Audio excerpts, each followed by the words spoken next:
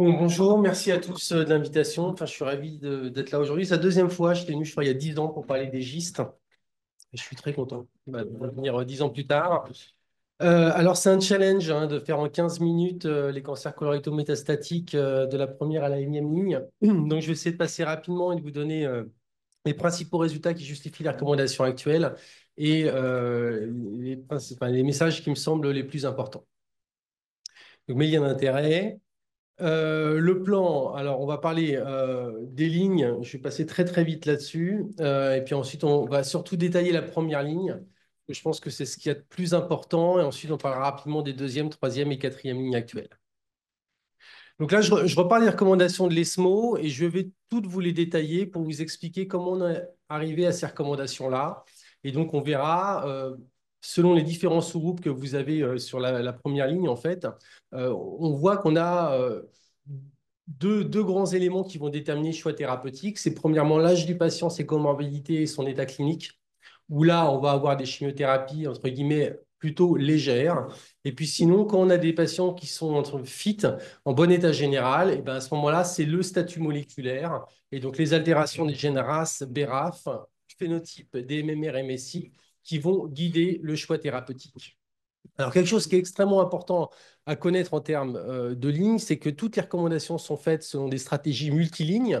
Donc, on a des recommandations, on parle de première, deuxième, troisième, quatrième ligne, mais les essais sont menés chez des patients très sélectionnés, avec un âge médian dans les essais en général de 60-65 ans, plutôt même 60 ans pour les essais où on utilise des triplets de chimiothérapie, alors que dans la vraie vie, l'âge médian est plutôt de 72-73 ans pour les cancers colorectaux.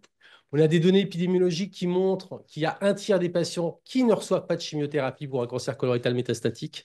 Et le cut-off, c'est surtout après 80 ans, où on a moins de la moitié des patients qui sont traités. Et puis, il y a seulement un patient sur deux, 50 à 60%, qui vont être amenés à recevoir une ligne ultérieure. C'est-à-dire qu'à chaque fois, on a 40 à 50% des patients qui ne sont pas éligibles à cause de complications, à cause d'une altération de l'état général, et qui ne vont pas recevoir une deuxième ligne après une première ou une troisième après une deuxième. Et donc, on a un effet de sélection au fur et à mesure du temps des patients. Alors, les généralités sur la première ligne, c'est ce qui a été très bien dit par M. de Messier, c'est tout d'abord, on raisonne selon l'objectif par rapport aux métastases, c'est-à-dire est-ce que les métastases sont potentiellement résécables ou pas? Si oui, il faut qu'on ait un taux de réponse objectif qui soit le plus important possible pour amener à la résection chirurgicale, qui reste le facteur pronostic majeur dans cette situation. Quand le patient a des symptômes et ou une maladie menaçante avec un envahissement hépatique important, ce qu'on va vouloir obtenir, c'est également de la réponse objective pour amender ces symptômes et s'éloigner de la menace de la progression de la maladie. Et sinon, pour tous les patients, l'objectif, c'est la qualité de vie et la survie globale. Les éléments du choix, ils sont multiples. Donc, on l'a vu, hein, donc, lié à la maladie, le caractère résécable ou pas des métastases, le volume tumoral, le pourcentage d'envahissement hépatique, les symptômes. On va discuter un peu de la localisation côlon droit, côlon gauche et rectum. Il y a ceux qui sont liés aux patients. On a vu l'état général, l'âge, les comorbidités, les effets secondaires. Il y a des patients qui ne veulent pas perdre leurs cheveux, hein, notamment certaines femmes. Il y a des patients qui sont musiciens. Moi, j'en ai eu plusieurs. On n'a pas forcément envie de leur faire de l'oxaliplatine parce que la neuropathie va les empêcher de travailler. Et puis, il y a celles qui sont liées aux praticiens, à leurs habitudes, et puis à différentes stratégies thérapeutiques que je ne détaillerai pas, faute de temps.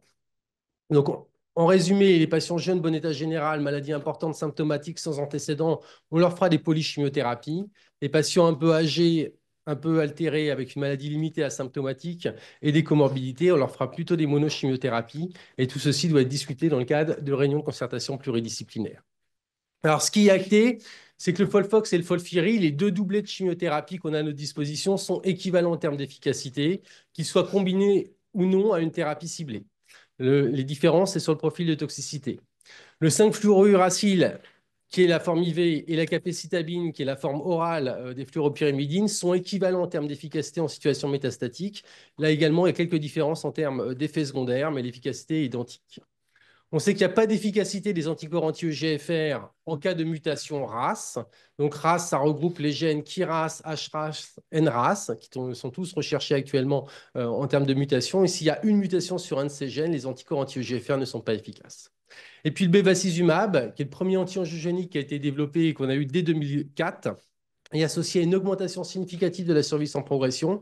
Et c'est assez intéressant parce que finalement, quelle que soit la combinaison, qu'on associe à une fluoropyrimidine seule, à un doublet de chimiothérapie, à un triplet de chimiothérapie, on a toujours 3 à 4 fois de bénéfice en PFS avec l'ajout du bevacizumab. Et donc ça marche finalement, quel que soit le statut mutationnel.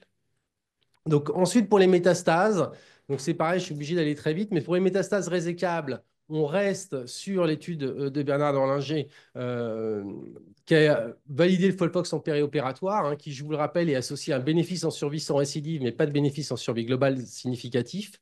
Et puis on a en option le fait de faire uniquement du Folfox en adjuvant. Ça, c'est une étude de phase 3 japonaise qui l'a validé et qui avait randomisé Folfox adjuvant versus surveillance après résection de métastases avec les mêmes résultats, un bénéfice en survie sans récidive, pas de bénéfice en survie globale.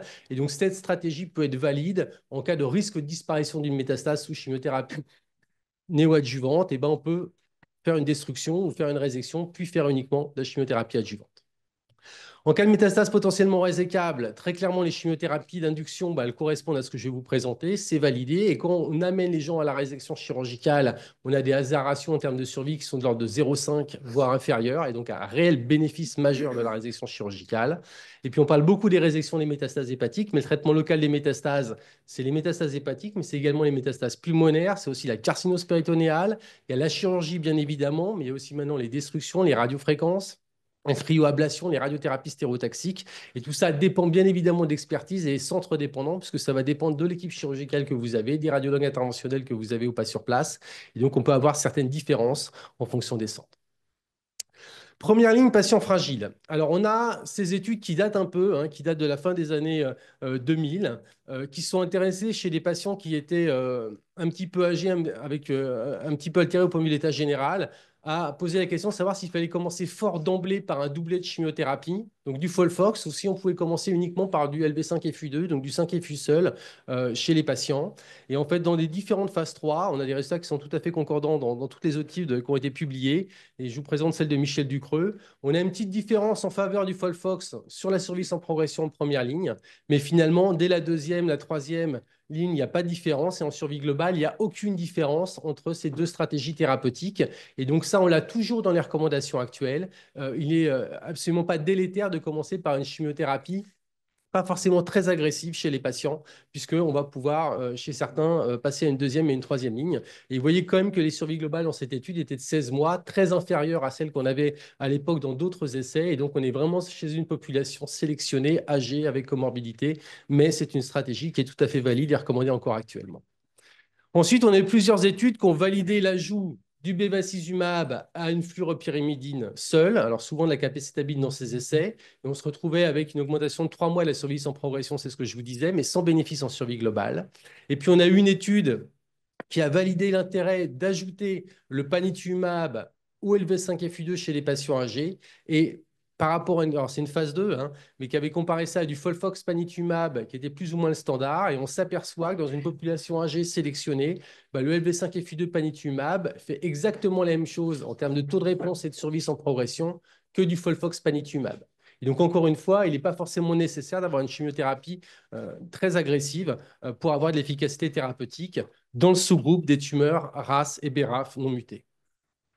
Donc, on arrive à ces recommandations. Donc, vous voyez que c'est des patients qui ont des comorbidités, qui ont des métastases qui ne seront jamais résécables, qui sont un peu âgés ou fragiles. Et ben, on peut faire fluoropyrimidine plus ou moins BEVA, ou alors chez les RAS BRAF non mutés, fluoropyrimidine plus ou moins anti-EGFR.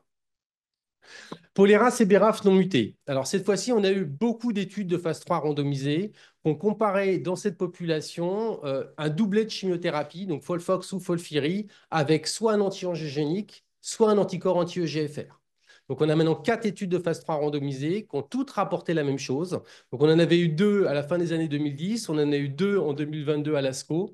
Et donc, pour les cancers du côlon gauche, on a un bénéfice très clair en faveur des anticorps anti-EGFR qui sont associés à une augmentation significative du taux de réponse par rapport au bevacizumab avec des taux de réponse qui dépassent les 80%. Par contre, on a des survies sans progression identiques et on a une augmentation de la survie globale, qu'elle soit significative ou non, en fonction de l'effectif des patients dans les études et des critères de jugement principal. Mais on voit que les survies globales dans les essais récents dépassent les 36 mois pour les doublets plus anti-EGFR pour les cancers du côlon gauche. Par contre, pour les cancers du côlon droit, on ne retrouve pas de différence entre le bevacizumab et les anticorps anti-EGFR. Ces données amènent donc à la recommandation pour les RAS et BRAF non mutés de faire pour les cancers du côlon gauche un doublet FOLFOX ou FOLFIRI plus anticorps anti-EGFR, et là, il n'y a aucun débat. Par contre, à droite, il peut y avoir encore un débat, puisqu'on n'a pas de données très claires, hein, c'est que 20% des cancers du côlon qui sont à droite. Et là, on voit bien que le bénéfice des anticorps anti-EGFR n'est pas si important que ça. Dans les dernières études, il n'y a même pas de bénéfice en termes de taux de réponse. Et donc, on a les deux options, soit faire un doublet plus bevacizumab, soit un doublet plus anticorps anti-EGFR, voire un triplet plus bevacizumab, dont on va parler tout de suite. Pour les races mutées, qui est le groupe le plus important, hein, ça représente 50 à 55% des cancers du côlon. Donc le doublet, c'est soit un Folfox, soit Capox ou Folfiri. Et le triplet, il y en a deux types, hein. Il y a le Folfox-Siri, qui est le triplet italien, et puis il y a le Folfirinox, qui est le triplet français. Alors, je ne vais pas rentrer dans les détails, il y a des toutes petites différences entre les deux protocoles, c'est globalement la même chose. Et ces protocoles sont administrés tous les 14 jours en combinaison avec le bevacizumab dans ce sous-groupe de cancer du côlon race mutée. Donc, on a une méta-analyse qui a repris tous les essais de phase 3 et de phase 2 qui ont comparé un triplet BEVA à un doublet BEVA, donc près de 1700 patients. Et le triplet fait significativement mieux que le doublet sur tous les critères de jugement. La survie globale, la survie sans progression, le taux de réponse, le taux de résection R0 des métastases, au prix d'une surtoxicité hématologique et digestive, mais que finalement, avec le temps, on a appris à gérer et avec des facteurs de croissance et avec des antidiarrhéiques et une réduction de dose, on arrive à gérer ces toxicités sans trop de problèmes. Et donc, le triplet BEVA est devenu un standard chez ces patients-là.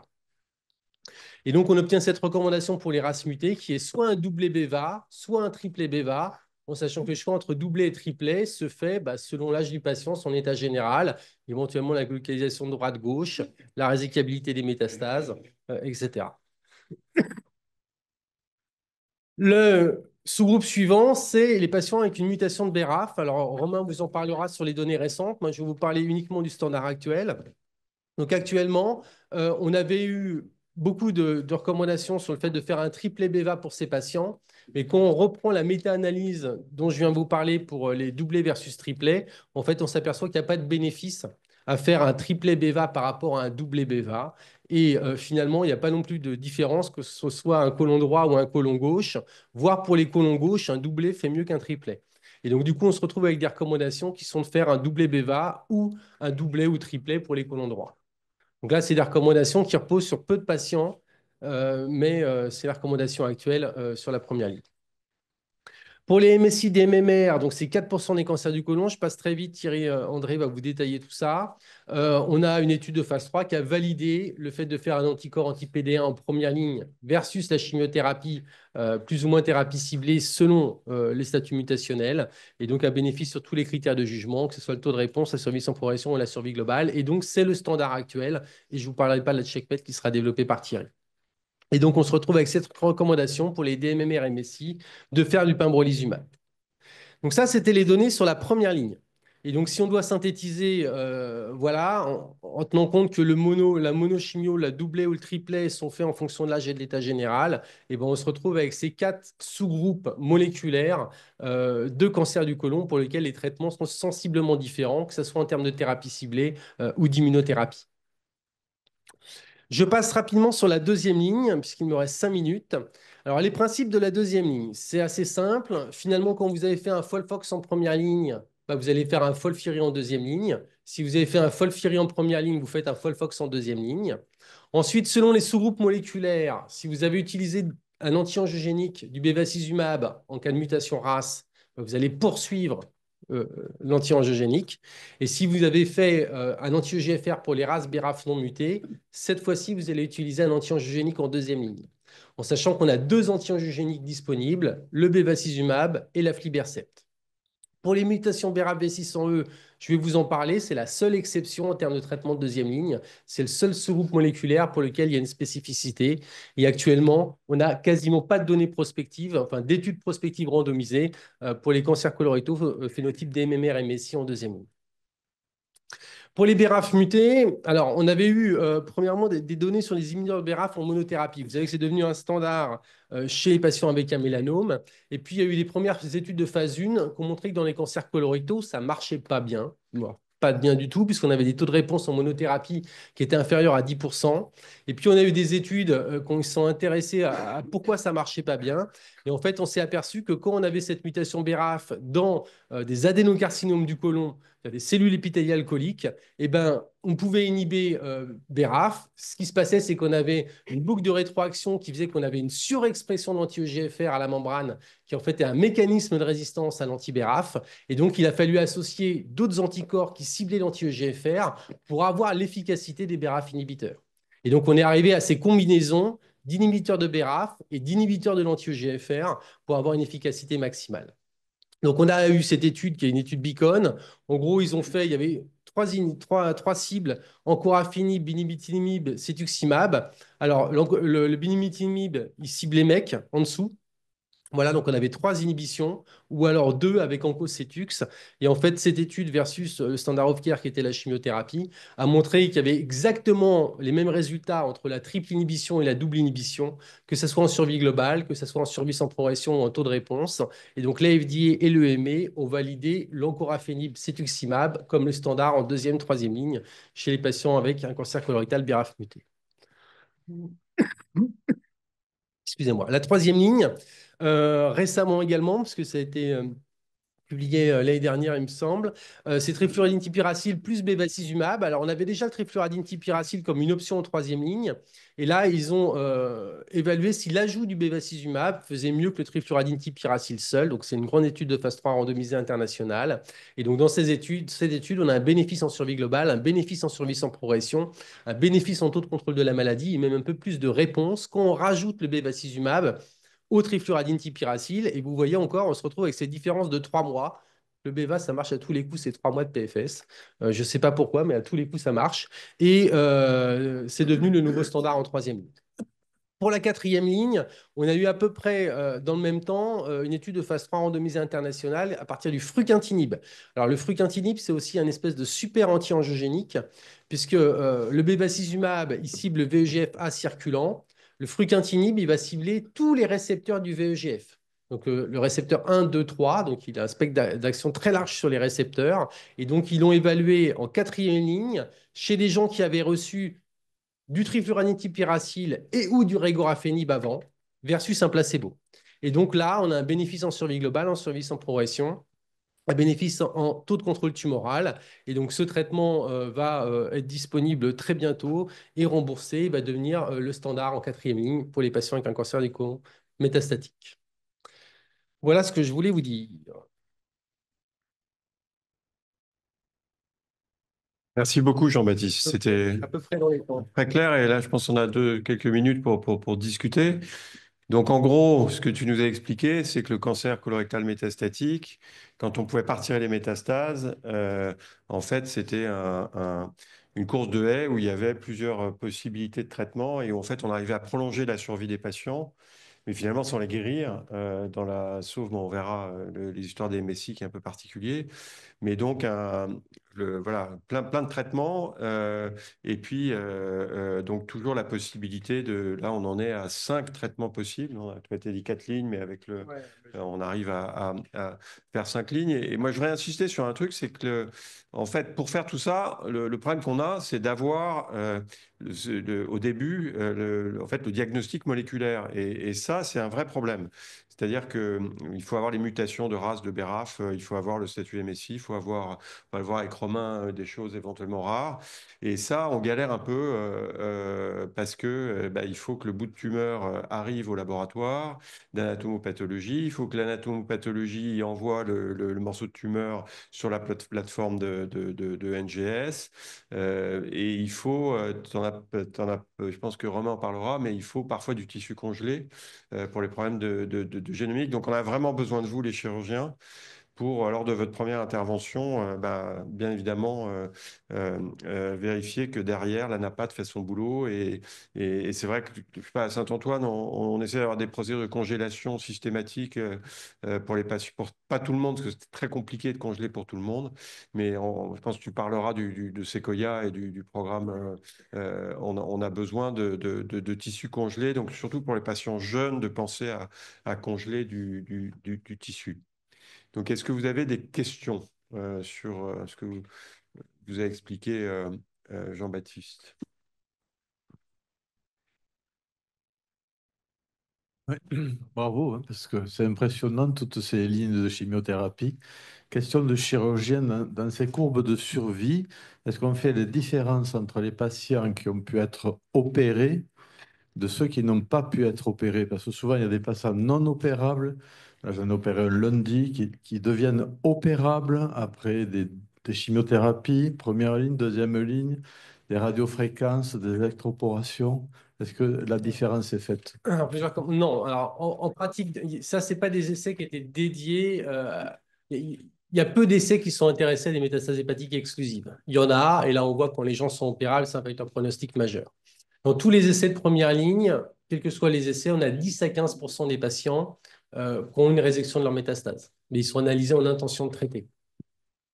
Donc, s'il y a une différence en termes de résécabilité, bah, effectivement, ça va jouer un petit peu sur le bénéfice en survie globale. C'est ce qu'on voit dans les études triplet versus doublet. Il y a une différence significative en faveur du triplet pour la résécabilité secondaire. Forcément, en intention de traiter, ça va jouer aussi sur la survie. Donc ça, voilà. Mais la résécabilité des métastases, c'est essentiellement sur la première ligne. Après, deuxième ligne, il y en a un peu, mais beaucoup moins quand même. Et ce qu'on voit par contre, on a beaucoup travaillé avec Arcade sur les patients qui étaient inclus dans les essais de troisième ligne. En fait, on s'aperçoit que dans cette population de patients sélectionnés, inclus dans des essais thérapeutiques en troisième ligne, 80% des patients ont eu une résection de leur métastase. C'est-à-dire qu'on est sur une population qui est hyper sélectionnée de patients en bon état général, avec un volume tumoral relativement limité, et qui ont pu être inclus dans ces essais de troisième ligne avec des critères d'inclusion et d'exclusion drastiques. Mais donc, on se retrouve avec cette population-là, de patients qui ont pu bénéficier des résections antérieures. Parce que tu mets le doigt en fait, la chirurgie des patients métastatiques. Finalement, bon, elle en guérit un petit pourcentage, mais en fait, on pose toujours les questions à RCP parce que même si on ne va pas les guérir avec une chirurgie de resection, on va sûrement prolonger leur vie.